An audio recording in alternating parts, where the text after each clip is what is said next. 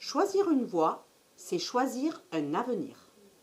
Que ce soit en première STI 2D ou en STL, vous avez le pouvoir de transformer vos idées en réalité.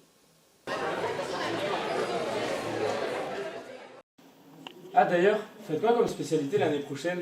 Eh ben écoute, moi je sais pas du tout. J'aime bien les sciences, mais c'est ma seule piste.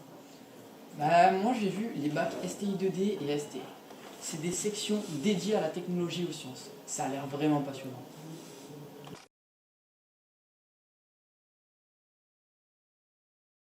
Bonjour, moi c'est Astrid Beyer, j'étais une STI 2D en 2017, j'ai eu mon bac en 2017. Donc moi j'étais en STI 2D spécialité SIN. Déjà moi ce que j'ai trop aimé en STI 2D c'est vraiment son côté pratique. On a eu des projets qui étaient hyper intéressants, on était tout le temps sur les machines, on faisait un vrai éveil au développement et ainsi qu'au réseau, au binaire, ce genre de choses. Moi, ça m'a vraiment donné des bonnes bases d'informatique. On avait des projets qui impliquaient d'autres spécialités STI 2D ou alors anciennement des S. Donc ouais, pour moi, c'était un vrai éveil au développement. Surtout, c'est une des rares filières qui m'a donné ma chance. On a beaucoup d'heures de travaux pratiques où les élèves sont en demi-groupe, ce qui leur permet de plus approfondir leur travail. Donc en fait, on avance peut-être un peu plus doucement que sur des sections générales, mais on approfondit beaucoup dans ce travail comme ça de recherche où les élèves sont plus en autonomie. En première, les élèves suivent tous la même formation, il n'y a pas de différence. Par contre, à l'issue de la première, ils vont pouvoir choisir entre 3 spécialités. Première spécialité qui s'appelle système d'information numérique, donc ça touche à tout ce qui est autour de l'informatique, des réseaux, des moyens de communication.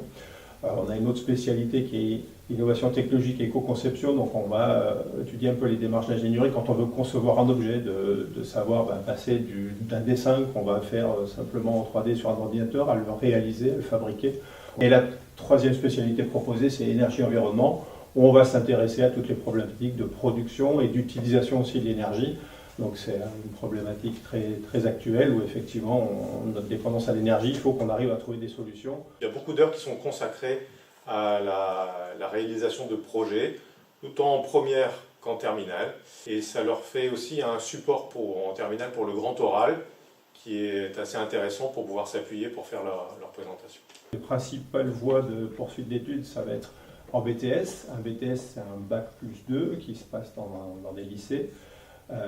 Ensuite, on a les bachelors universitaires de technologie, on dit BUT, en 3 ans. Et pour les élèves les plus ambitieux, les plus motivés, il y a aussi possibilité de faire des prépas ou des classes prépa intégrées pour après intégrer des écoles d'ingénieurs. L'objectif étant principalement d'amener nos élèves surtout vers des BUT. D'accord ? Alors les BUT, il y en a dans tous les domaines technologiques, que ce soit de l'informatique, de la mécanique, de la logistique, de la mécanique, etc. Un titulaire d'un bac STI 2D, il peut prétendre à postuler dans tous ces BUT-là. Et un des avantages de ce bac, c'est que notamment dans ces poursuites d'études-là, il y a des places qui sont réservées pour les élèves qui sont issus d'un bac STI 2D. Ce qui fait que quand on regarde les statistiques sur Parcoursup, c'est plus facile pour un élève qui est issu d'un bac STI 2D d'intégrer ces BUT que s'il avait fait une voie générale. Bonjour, moi c'est Inès, j'ai eu mon bac STL en 2017. Suite à ça, j'ai intégré le diplôme d'état de manip radio sur Marseille.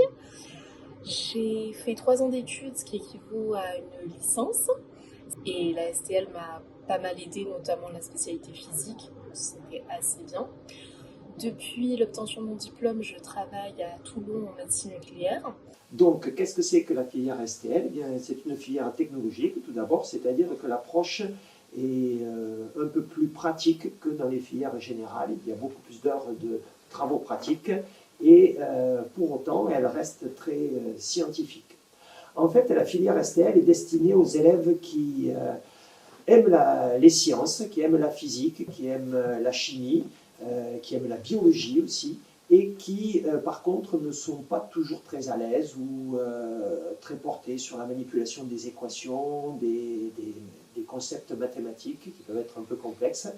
Et donc, la filière STL leur permet de faire des sciences. Il y a la possibilité d'effectuer un BTS SIRA.